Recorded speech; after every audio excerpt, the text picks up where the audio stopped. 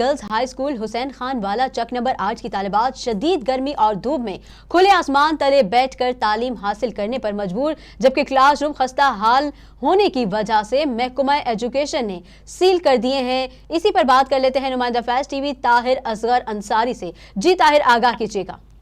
जी बिल्कुल, शहजादी चूनिया के नवाही इलाका हुसैन खां वाला चक नंबर 8 में गोल्डमिल गर्ल हाई स्कूल के क्लासरूम खस्ता हाल होने की वजह से महकमा एजुकेशन ने इन्हें सील कर दिया है।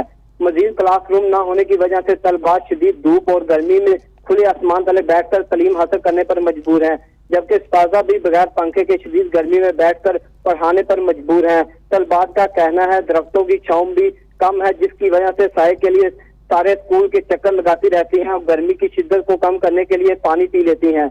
इनका मजीद कहना है कि शदीद सर्दी भी इसी तरह गुजारी हो रही, अब गर्मी भी आसमान तले बैठने पर मजबूर है। इलाका के का कहना है कि दर्जनों देहातों की बेटियां जहां पर तालीम हासिल कर रही हैं। इनका मजीद कहना है हमारे पास 3 एकड़ जमीन मौजूद है, लिहाजा गवर्नमेंट से इनकी अपील है यहाँ पर नए बिल्डिंग तमीर करके तलबात का मुस्तकिल एजुकेशन बनाया जाए। तलबात में भी डीसी कसूर